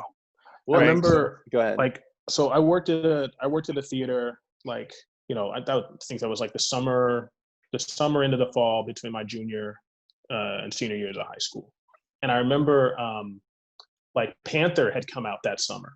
And, so Phoenix is one of those cities that just has a ton of multiplexes because it's 100 fucking degrees in the sorry if I'm not supposed to swear on no, this, but it's 100 degrees in the summertime. So there's multiplexes everywhere, air conditioned entertainment. So like movies are a big deal out there. But our theater, like we were showing Panther, but like I don't know how many other theaters in the Valley were showing that movie. Like. Right. It's like black movies could get a wide release, but like, it's not like Batman Forever came out that same summer. That was in every single multiplex. Every single theater. Except for the ones that were, because like the theater chain that I worked for was a local one at the time. Mm-hmm. It's gone somewhat national now, but like Batman would be everywhere except for the art house ones, right? There was like an art house one, like we were considered one of the art house ones, and then we had an art house one in Scottsdale, and everywhere else was just like, we're stacking them up according to whatever priority they're giving these movies. But for a black film to go wide to be in every single multiplex, it was rare. It was super rare. Right. I mean, I think you're both making great points. I think, but to Karan's point too, like. I do think there's a few things going on. So there's a crime thriller, like neo-noir of the 90s hitting its peak. So there's a glut of films like that. So it's really easy to get lost, particularly when you're a black film. But, even comparing them to a guy like David Fincher, like their careers in terms of just the pure chronology are very similar. It's just, the difference seems to be in the platform. So like 1992 debut film, Carl Franklin was One False Move. Pretty small, like I said, headed straight to video. David Fincher's debut film in 1992 was Alien 3. So this dude hadn't made a full film by himself. Right. It's a giant franchise as his first play toy. And that sets him up. And then 1995, the same year, like you just said, that Devil in a Blue Dress comes out. He comes out with Seven. So there is this sort of like platforming that's going on. And there's we see it a lot in different films. We talked a little bit about it in terms of when we talked about romantic comedies last week, where, black romantic comedies benefited from a glut across the industry of rom-coms, and then were subsequently slowly dumped as that genre either became less profitable or there wasn't as much money. And you sort of see that become what happened with the thrillers in the 90s, whereas, the thrillers eventually get overtaken by big comic book blockbusters, and so as those drops, so do opportunities for black filmmakers. It's just more drastic. But what were we going to say? Oh, the other thing too, I'm going back to the movies that had come out. Yeah, go for it. Obviously it was an awful movie, but Showgirls had come out the week before. That was a really popular awful movie though. Right, exactly, right. So it was kind of, it was awful. It was awful. But nobody saw it. No, don't get right. It was 37 million. So not a lot of people saw the movie. It was just like so awful. But it was, again, it takes up space in the zeitgeist. It's not like what we have now, where it seems like it's like an unlimited amount of. But look at how many movies that Joe Esterhaus and Paul Verhoeven, like how many bad movies they've made, and they get a chance to keep failing over and over and over again. You know what I mean? It's like you can put like Devil in a Blue Dress is a masterfully put together movie. It really is. And you get one shot. But now, if you were to drop the same movie, like, hey, we made this noir film and we dropped it on Netflix. You know what I mean? It's like just the opportunity in the audience is just so different now. Mm-hmm. I mean, there's so many, like, just especially if you were into independent film in the 90s, because it just seemed like, especially after Tarantino hit and like people just started looking everywhere for more indie films, it was, you know, you would see these movies, but it would be no different than like listening to an indie band. Like, have you seen this? Have you heard this band? Have you seen this movie? You know, that same type of thing. And it's just like, you know, how good is word of mouth going to be for a film? You know, it's like Right. a film they need butts and seats. You know, like, you know, having 10 people in the audience isn't going to be enough. They need more. You know, so yeah, I just think that the theater, having to show your movie in the theater back in the day was rough. You know, and Brutal. then by the time you get out on VHS and DVD, you know, you're competing against every movie. You know, so it's like to become a real cult classic is tough. You know. No, I mean, I think that's the thing that I'm always hammering in terms of, you know, opportunity when it comes to directors and legacy is so much a game of volume. You see the number of films that, you know, these icons of cinema have gotten to make. And what happens is the more films you get to make, the more people ignore the bad ones. So there's this, you know, you look at Franklin, he's made maybe like 8 or 9 movies, and then he started doing a ton of TV work, which is good. It's good work, but it's different when it comes to your legacy as a filmmaker. You see the number of films people like Scorsese and Coppola have been able to make over their careers, or even who was the other guy besides Fincher that you mentioned? I forgot, but just sheer volume is so key, and it represents so much of the gap between Black film and what's considered canon and who gets to be a part of these genre conversations, particularly in terms of genre film, because genre becomes genre over repetition. So what does it mean when someone who I consider like a brilliant savant of the thriller genre, even though he might not even think that it's his thing, Carl Franklin, what does that mean when he's only been able to make like four films in the genre, or maybe 3, I think, even including At a Time. So it goes a long way towards determining someone's legacy, and more importantly, I think the value of their contribution to the genre in terms of pushing it along, in terms of, you know, reinventing certain things about it. So I think Devil in a Blue Dress is in some ways this wolf in sheep's clothing, where it leans so far into all of the visual and thematic tropes of something so well worn that like the ways in which it's doing something slightly different are like they're hard to notice sometimes, but I do think they're there. What did y'all think about there were a few elements in the in Devil Wears a Blue Dress. There's what was it that I was going to talk about next? Oh, the voiceover. What did y'all think about the way? I mean, obviously, there's a typical way in which it's just like, this is the detective novel. What did you think about the way that it was incorporated? Did it seem too stale to you, or did you find it became like a sort of useful convention throughout the film?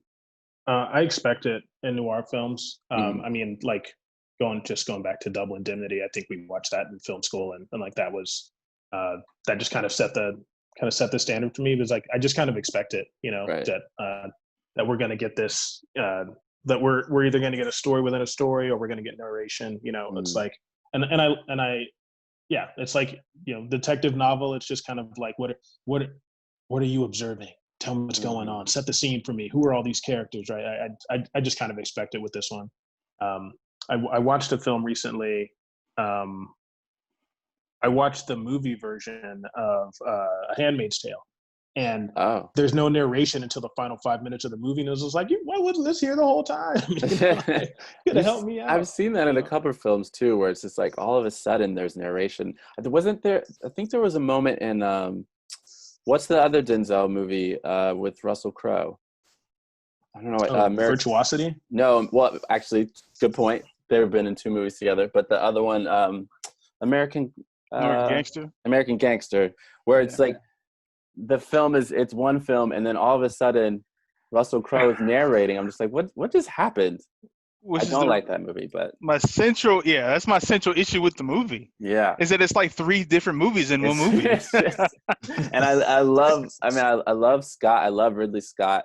R.I.P. Tony Scott, who's some of my favorite Denzel movies. Oh yeah. Tony Scott. Tony Scott has a trilogy with Denzel that I think is amazing, and I think the apex of it is Man on Fire. But I love his work with that, and I think there's a lot of synergy between Tony Scott films with Denzel versus Carl Franklin films with Denzel. Like, one is this sort of like, cognac sipping, just like vibe, and the other one is just like, we're gonna do some illicit drugs and go all night with this sort of unleashed Denzel. So I love those two anchors of Denzel's sort of thriller persona. But yeah, I mean, I do think Franklin does some interesting things. And I think he helped in the, he wrote the screenplay. So this is an adaptation he did of Walter Mosley's. And there's some of the language he uses, he toys with this sort of like this detective novel lingo, and he infuses it with, some Black colloquialisms, but he also kind of lets Denzel add the personality to it. I love the first voiceover line. I love the way he introduced it. He said it was 1948 and I needed a job, or I needed money. I think he says I needed money. Mm-hmm. There's such a succinct sentence, and it's so universal to this idea of this. It sets the tone for Denzel being this ordinary Black man in that era, where it's just like, I just lost my job. What am I going to do? And that's just like, it's such an essential taking off point for a character. And I think in lesser hands and in films dealing with, more predominantly white character, I think it would come off as more trite, because it has more to do with this particular down on his luck character, which I think they would play it up. But in Devil in a Blue Dress, it's more universal to the Black experience at that time, where everyone knew someone who was looking for a job. And, then the bartender who hooks him up with DeWitt, you're just like, oh, I heard you looking for a job. So we got this. So it's like, it's this constant, like, I heard the narration. I heard you looking for a job. I heard the voiceover, and I'm here to help. Everyone's always looking to want ads. Go ahead. But even before that, it's the indignation. It's like his sort of like refusal to be disrespected too. Like they show when he's getting fired. Mm-hmm. He's like, no. He's like, you're gonna call me by my full name, right? Not and even fella. Before that, he's like, white guys they'll take off time when they can't pull a double shift or they're tired, and you don't fire them. And you see him sort of, and the guy has no response, so he sort of backs off that a little bit, and he appeals to the guy's humanity. But again, at the final stand, he's like, that's not my full name. And I love that part of it. And he toys with the narration in terms of like slipping in and out of it. There's when he takes Daphne Monet to the house where they end up finding another dead body. What does he say? He says, she asked him if he was nervous, and instead of answering it, the response is the voiceover in his head. He's like, am I nervous? I'm a Black man with a white woman in a rich white neighborhood. Yeah. I'm not nervous. I'm stupid. Which I love that point where it just slips in and out so easily, where it's easy talking to himself, but also answering the question. I think there are little moments throughout where he kind of toys with the aesthetic of the genre. He even at one point he flat out says, I ain't no detective, which I thought was hilarious. Then it's this way in which he's not afraid to look at the camera and just talk directly into it. I think he does it in a way where it's not super self-conscious. He doesn't have these sort of like film school show-offy flourishes, but he is playful throughout the film, in his direction, and in just allowing certain characters to be more comedic than others. Obviously, Don Cheadle as Mouse is the best example of that. Is sort of just like this hit. The way he smiles, why you leave him with me if you didn't want him killed? It's probably the best line in the whole movie. Is like, why did you leave him with me? There's this sort of like affable, dangerous killer who, there's this. What I love about his performance is when he delivers that line about being killed, he seems more harmless than in the other scene where he's literally sleepwalking with a gun and almost kills his friend. Like Right. that's when he seems the most innocent, the most menacing is when he's drunk and not even aware of what he's doing. I love the way he toys with this sort of wild card character. I don't know, were y'all about to And say he something? strangled him to death.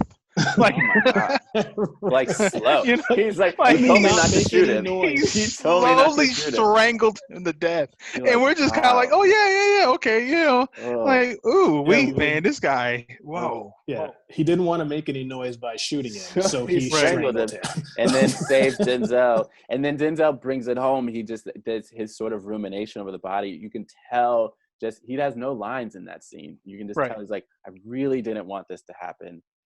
Mouse is my friend. I'm alive.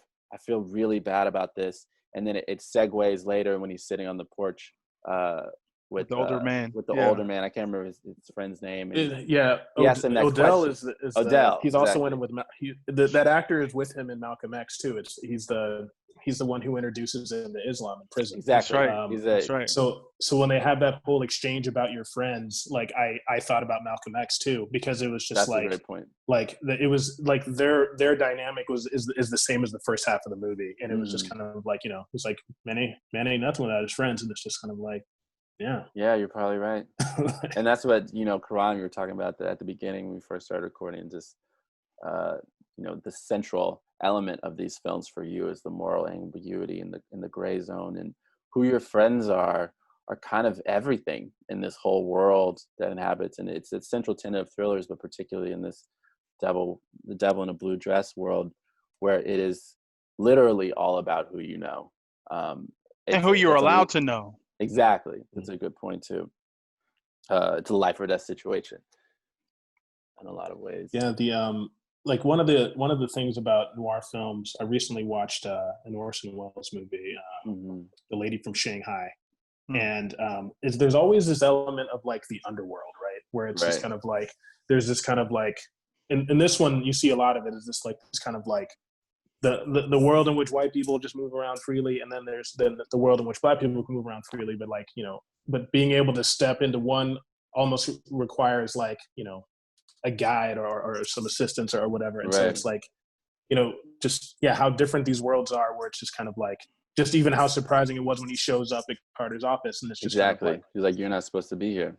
There's a black man here in the daytime, you know. It's like now literally the politics of the time are, you know, sundown towns, like places where you could not be if you were black after sundown. So just people kind of like moving in and out of these worlds, and how Daphne Monet could move in and out, but only certain people knew her, and, you know, like even the folks who dealt with Frank Green, right? It's just kind of like, yeah, I got this liquor from Frank Green, but we don't talk about Frank Green in the daytime. You know, like that's like a good stuff montage. like that. It's just kind of like that kind of underworld feel was just it was something that was just really well done. I really enjoyed it. No, I think that there's a way in which, particularly in that era, where, you know, these sort of crime dramas, they lend themselves to sort of highlighting or dissecting elements of race because they take place in the underworld. The underworld, it was one of the few spaces in that time where cross-cultural mingling happened, because it was under the radar, because crime affiliations, you couldn't really afford to not deal with people of different races if you were working in the black market, because there was just too much money to be made. There was, you know, it was a place where the cops were paid off to look away. So there are so many culture clashes and sort of blurring of racial lines and confrontations that can happen in films like this, specifically because they're about crime, which I think is something that Franklin takes full advantage of. Go ahead. Well, I was gonna make mention of that, like in the first, when Easy goes to the club, right, and so and the woman, I forget her character, so she go, and he's like, you know, there's a white man trying to get in there, right, and it's the only place where that could conceivably happen in that time, totally, where a white man could be denied something, you know, and she not only did.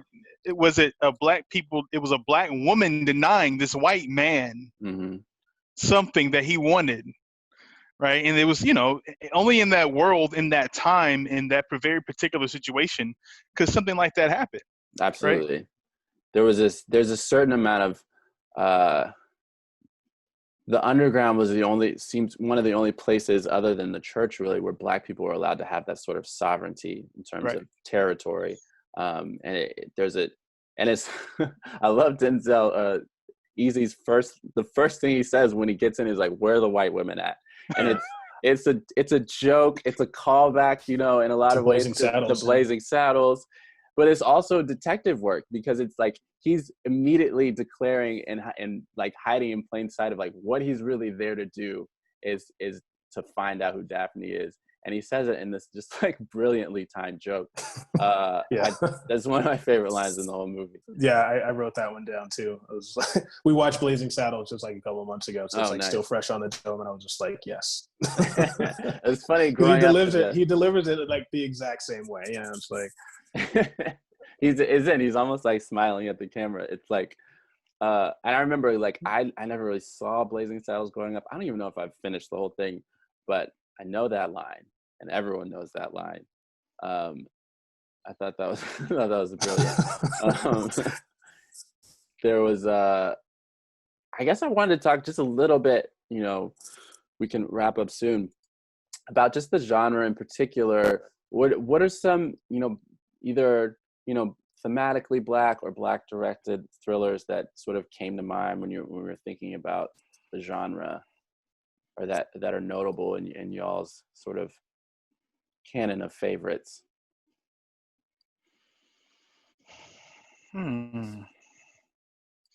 Black thrillers. That's a good question. I mean, later, Dead Presidents. I mean, but it wasn't nothing in this kind of noir vein. Not specifically. Dead Presidents. They came immediately to mind because it was around that same time. Right.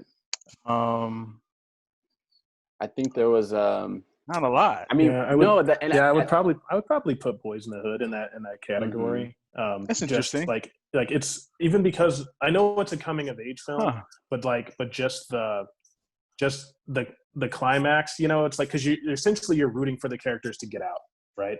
And or even the Menace to Society in that same boat, where it's like there's a coming of age element, but there's also this like, we want them to get out of this situation. I mean, like, now the situation of Menace to Society is a lot more tight because it's like he's essentially like fleeing a murder that he's a part of, right? And ultimately he doesn't get away. But like those films, they still have a thrillerish element to me, just given that there's this rising opposition to them, and it's like, oh well, can they get away from it?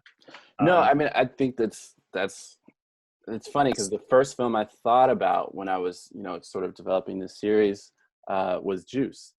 So Ernest Dickerson. Oh man. The reason, like, why it's funny because like one of the whole conceits for this thing is it's like, so why do certain Black films get lumped into Black only characterizing and get left out of conversations when it comes to genre? Because Ernest Dickerson is brilliant. I think. And Juice to me is like a straight up noir thriller. And Ernest Dickerson even said as much. Like he said, there's a good quote in an article about his film in Little White Lies. I originally saw Juice as a Don Siegel film noir, but I guess it evolved due to my horror of how prevalent guns were becoming. Things became totally different to when I was growing up, a time where beef was settled by boxing it out. Suddenly, in the early 1990s, you could accidentally step on someone's sneakers and get shot. Me and Gerard Brown, the co-screenwriter, were terrified by what was happening. We wanted to put it on the big screen. So there's this sense in which Dickerson, I mean, there's a little bit of like sort of generational talk, but there's this sense in where you see where his head is at, and you see those tropes in the film where there's this sort of noir thriller.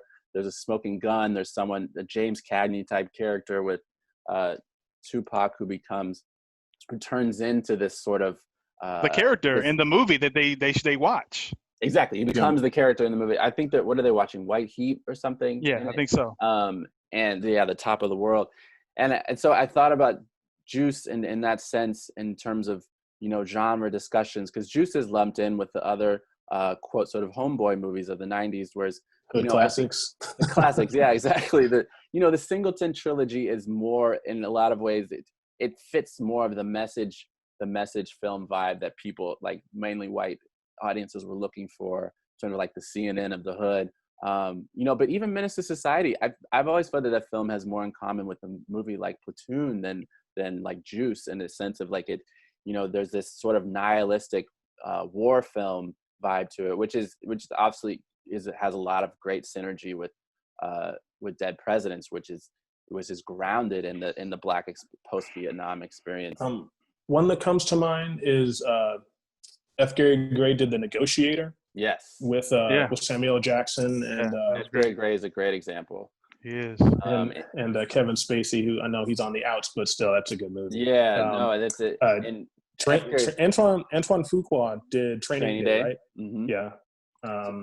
A lot of these there's going to be a lot of Denzel answers to this question. Yeah. I want to say part of the thing about Juice not necessarily being in that is that I know all the people in Juice. Yeah. And Juice is representative of an experience that I have as a Black person that can't be transferred backward, like into something else. It's not like compatible. Right, exactly. I think that's part of the reason for it, because there's not a situation in, you look at Chinatown, you look at these films, like these classic films, noir films, and it's like, these are just situations that white people would get themselves into. Okay, that's the first thing, right? That's the thing. These are white problems. Yeah. These are things that white people would get themselves into. Black people would get themselves in something maybe similar, but it's going to be fundamentally different. That's just my opinion. It's going to be fundamentally different. Juice is not applicable. There's not a story like Juice that I could find somewhere else. Juice is Juice because of the socio and economic situation that they're all in together. Right.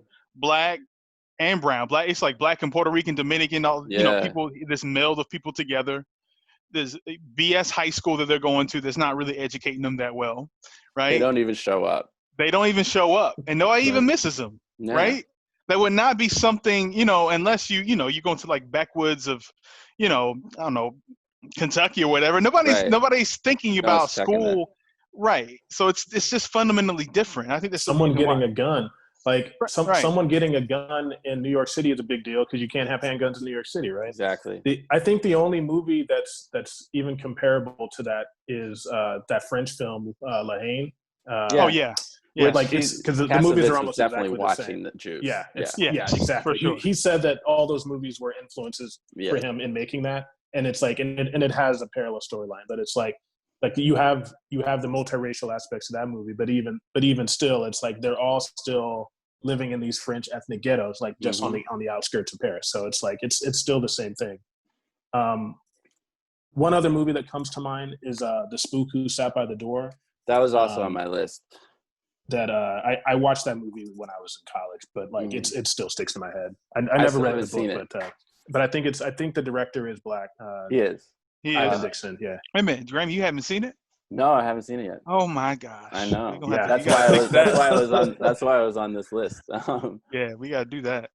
No, I mean, I think you make great points, both of you. I think there is a particularity to the narrative where it's it can be transposed to hoods in other places, but it's still distinctly like that. And I for me, it's maybe even conversely, like that's actually why it merits inclusion into the general genre discussion, because there's a certain, I think particularly in genres, it's like I think there are a lot of films, particularly in sort of white majority films, that actually get rewarded in terms of their hierarchy in the canon for their specificity.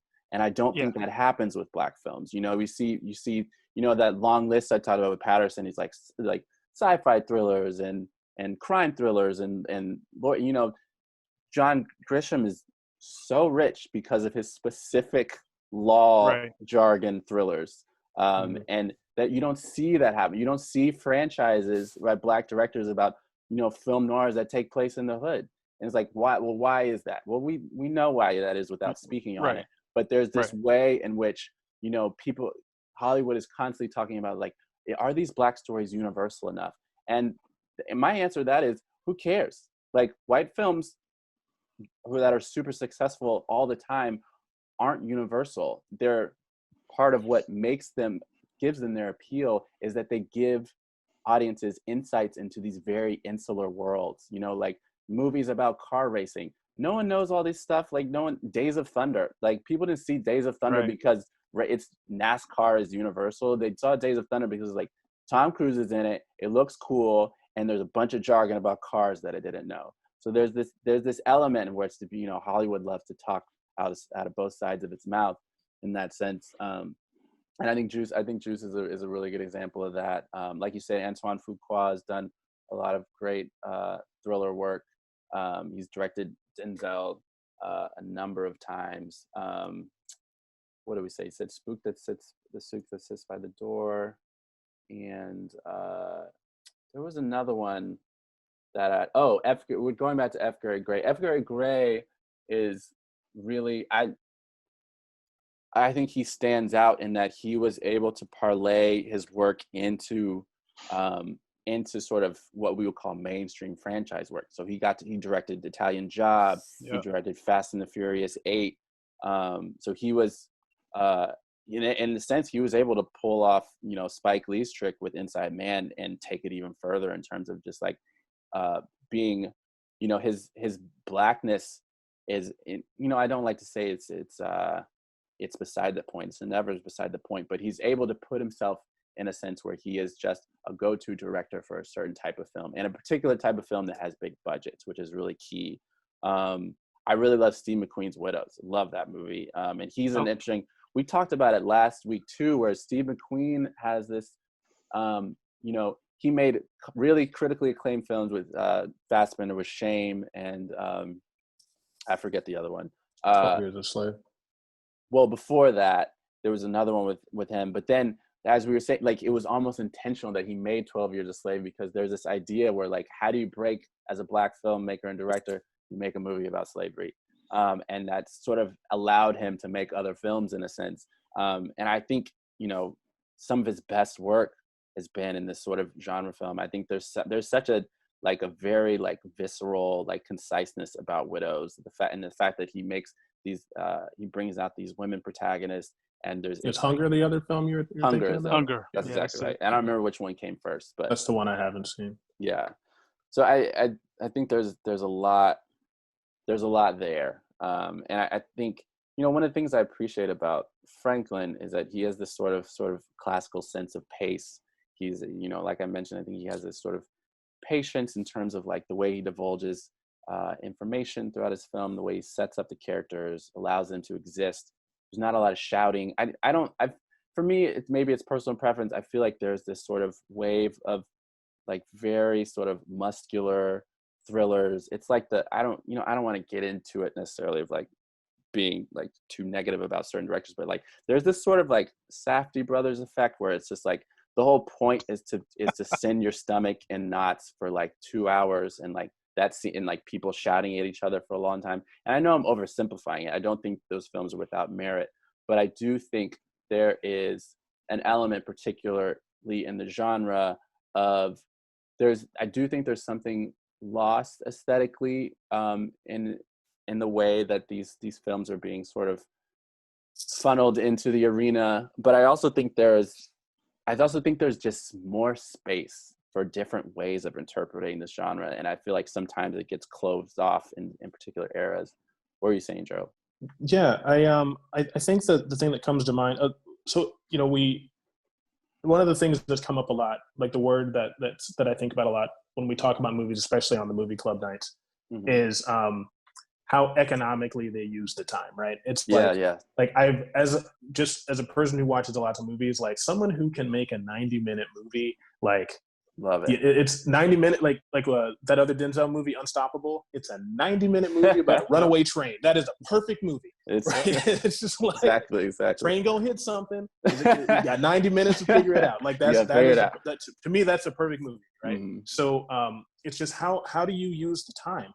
And I feel like just to kind of balance it with the Safdie brothers example, mm-hmm. like while I find their movies are thrilling, it's that they make movies for this age of the short attention span. Right. So it's just like they economically just squish as many things to make you feel anxious as possible into that time, and that it's going to appeal to a certain taste, right? Right. But the thing that I enjoyed about both of these films is that for their runtime, the pacing is so good, right? It's like in One False Move, we get the two parallel storylines, and there's like, you got half road movie, half movie set, and half of the movie set in this small town, half the movie's on the road.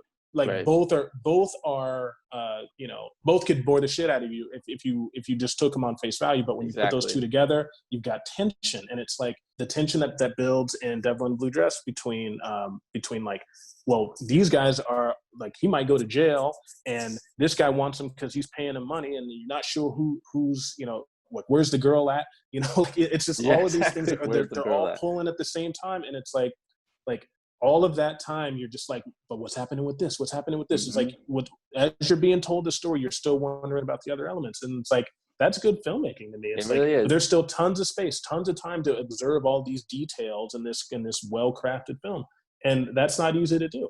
And I just think that like there's, for as many 3-hour epic movies as there are, like it's like you gotta earn a 3-hour runtime, but I also think you gotta make the most. If you're gonna tell a story in 100 minutes, like make the most of it. Like give us tension. I don't need bombastic. Just give me tension. No, and I'll take tension over sort of like medically induced anxiety any time of the day. Where it's like that's a really good point about the timing of it, the precision of the timing of this. It's literally starts with the sort of the catalytic action and ends with the denouement, like on the T, like stopwatch. And editors don't get a ton of credit, but shout out, this Carol Kravitz edited both of those films. And the editing work is brilliant. It's just nothing wasted. And when you think about the fact that these are both shot on film, like I can't cut a circle. Like I don't, like, it's really impressive. I think the way that these are blended together, there's not a lot of like, visual histrionics. There's some nice transitions. But the sound editing is really brilliant. The scene in One False Move, where Fantasia finds the little black boy in the house where they've just murdered everyone, and it immediately cuts to Dale's daughter screaming for him in the middle of the night, and it's again, like, no wasted energy. There's no sort of like exposition of like how do we go from there to Star City. It just takes you there, and it's seamless. And I agree. I think that's one of the best elements of both films is how economical it is, but it's not breakneck. It gives you time. The amount of character development, or at least revelations that you have, particularly in One False Move, which essentially has no main character. There's just basically 4 or 5 floating people and like this ensemble thing that's not even self-consciously an ensemble film. The amount of even Dale's wife gets multiple scenes about how protective he is of her husband, and talking about, it's like, he thinks you're a superhero, so maybe you should tone it down a little bit. I thought that was really remarkable. Karan, do you have any thoughts about? Oh no, the descriptions you both gave were great.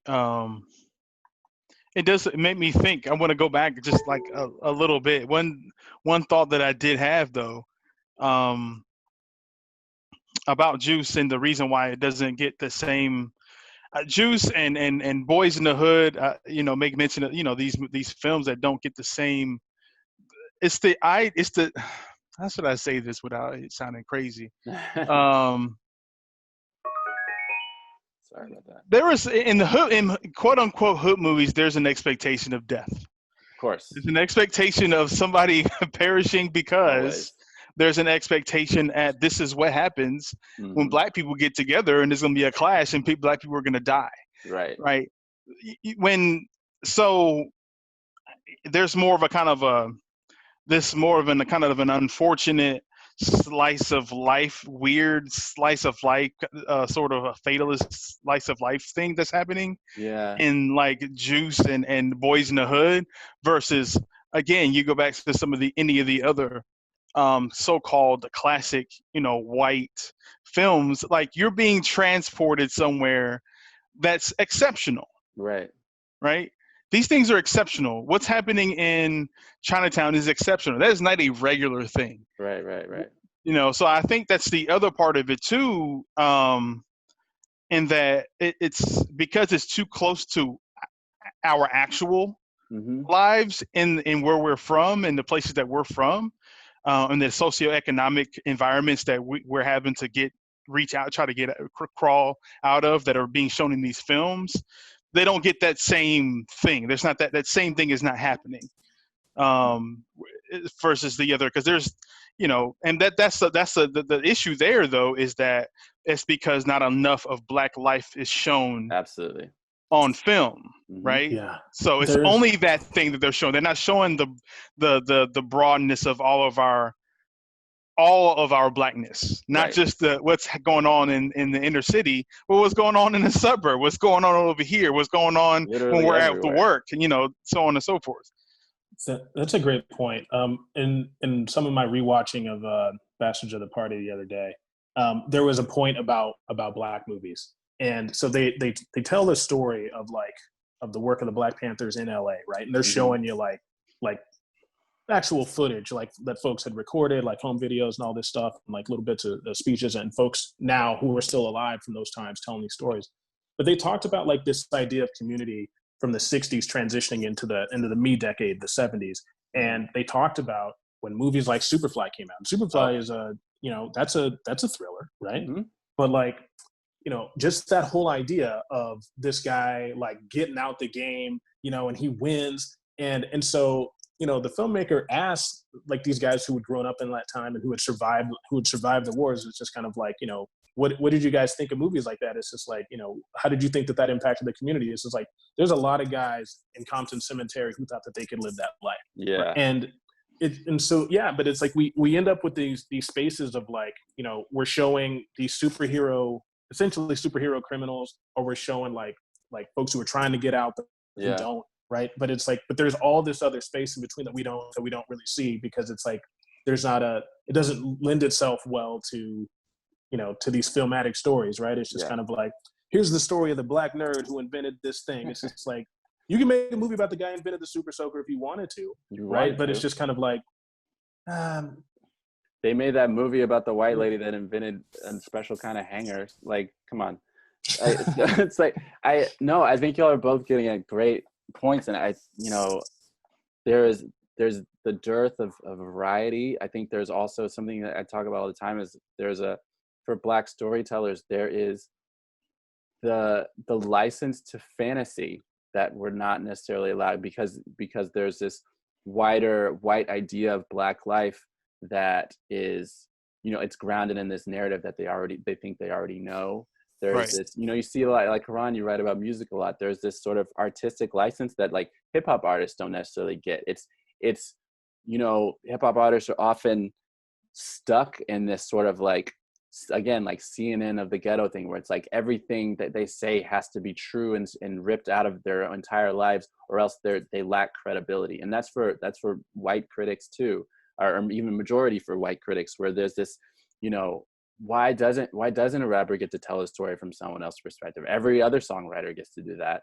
And I think that has, in film, that has particular implications on, thrillers, where it's like, how are black people allowed to make thrillers with all the twists and turns that are known for the genre, when the audience already feels like they know what's going to happen because the characters are black?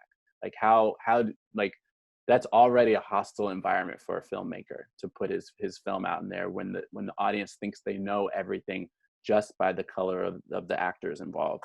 And so there's a, you know, that gets at the point where, like, you know, even in the sense where, like, you know, these movies, even if you were to talk about these movies as like their own genre of like Boys in the Hood as a genre, why aren't those films still getting to get made by like virtuoso? Like, how many films does Scorsese get to make about Italian American gangsters and still get 3 hours, 4 hours on Netflix?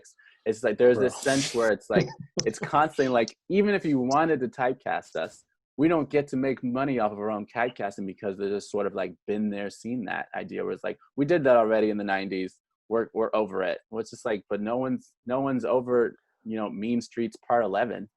So it's there's this sort of, I was curious why we didn't get an Easy Rollins franchise. I'm right? so devastated by the fact like that we I didn't thought get that it. this was, I thought we could have gotten a good 3 or 4 movies of this from Denzel. Absolutely. Like I felt like home run. everything is set up for this to just, I like these types of stories. I like noir as a genre. Like this was teed up. Absolutely. Right? But then, you know, like you guys already mentioned the box office numbers. It was just kind of like, you know, if this were Netflix, right? Oh my God. Like, hey, we've got, these books are already bestsellers. Mm-hmm. We got a bankable star. We got all the talent in place to make something that's visually appealing. We can churn these things out. You know what I mean? Like, I just feel like this is one of those, like, it's funny. It's a period piece that's like that was ahead of its time. You know? Yes, exactly. Like, no, that's a great but point. I feel like if you came to one of these streaming platforms with this package now, look, we got a bankable Oscar-winning star. You know what I mean? Like, all of that is just kind of like, oh yeah, this is happening. Well, you know? and it's, if you juxtapose that with the Alex Cross movies, we see that that there is interest in detective novels led by a black actor, but the difference seems to be the fact that James Patterson is a white author. The difference seems to be that the filmmakers in these genres are white. So there's this, I think was it Gary Fletter? Yeah, he did a few of them. But so, you know, there's this sense in which there's both this idea of, well, we see what could possibly work, and then there's the idea of you know, certain genres and certain franchises are successful as self-fulfilling prophecies. You know, we've been around long enough to know the game where it's like for black filmmakers, there are a few moments where we force Hollywood's hand, where a movie like Black Panther is so successful, and even then had the help of Disney, that Hollywood has no choice now. But for the most part, Hollywood decides what's popular. And it's sort of, it has this unique tendency and ability to tell the audience what they want to see. And that's rarely films by Black people. Yeah, the gatekeeping is strong. Very. It is Very. extremely strong. I don't want to keep y'all too long. What, any closing things about the genre or the film, or any last thoughts? I just for me, I really thanks for the opportunity to be a part of this. Of course. Like, well, one of these films, like I said, was on my list to watch, and so I'm glad that I got the second chance at it after switching to Queen and Slim for our genre study. But the Devil in a Blue Dress was definitely one of my faves of the year. One of my first watches, even though it's 25 years later. I was really happy to take that in. But yeah, I think that I think it's worthwhile to do the unearthing of some of these hidden gems. You Right. know, just for the context of because like both of these movies said a lot about all the things that we're talking about now that folks want to talk about racial consciousness so much. Mm-hmm. Like a lot of these films are saying this stuff back when I was in high school. Right. And there was so much I could have gotten out of seeing films like this when I was all about watching everything that Tarantino and Kevin Smith and those guys were spitting out back then.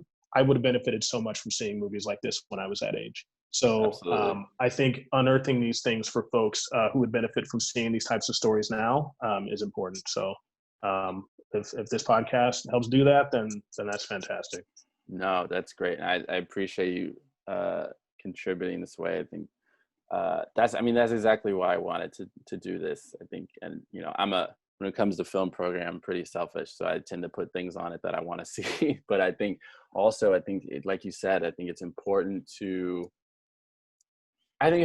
particularly in this age where we can, we have so much access compared to when we were younger. I think it's important to unearth films that are of the same quality as the ones that were being pushed towards us, but have been left in the shadows. And like you said, I would have loved to see this film when it came out when I was a kid. Part of it was because I was young and my parents wouldn't have let me see it. But other than that, I think, I think about that a lot in terms of, a series like this and other, film screenings and festivals or Black films, where it's like, like in the back of my mind is always like, who are the young people that really need to see this? Who are these people who this could spark something in terms of, because part of creating new generations of Black filmmakers is literally just making sure they can see as many movies as possible, and that includes films by Black people.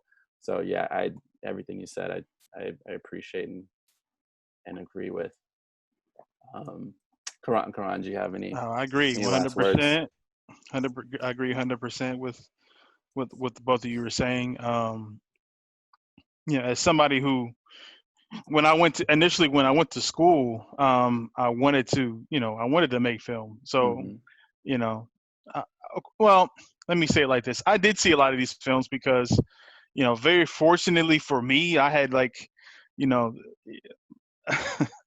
my mother allowed us to watch certain things that maybe we weren't really able to, so I watched it when they came out. I watched Malcolm X. I watched all these movies. I was already, I'd already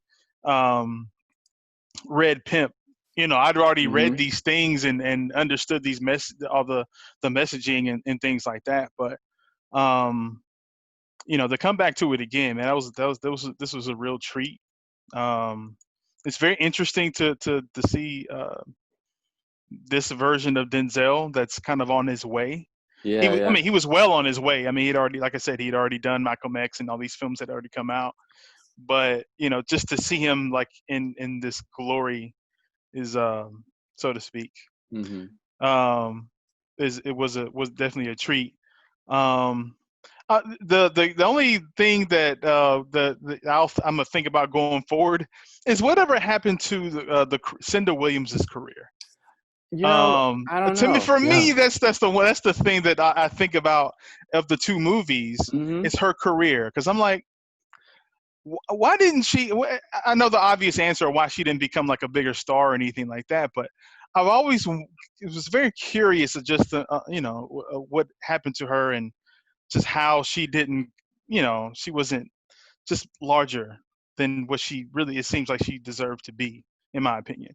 No, I agree. No, I thought the same thing. Yeah, because she's brilliant in that film, and she plays it with this sort of like there's a sort of youthfulness. There's also this way of which she has this switch where she plays this sort of like sort of innocent country girl, but she's also incredibly savvy and has this way of subtly standing up for herself and asserting herself in a world where it could literally just get you beat up or killed as a woman in that vein or that zone.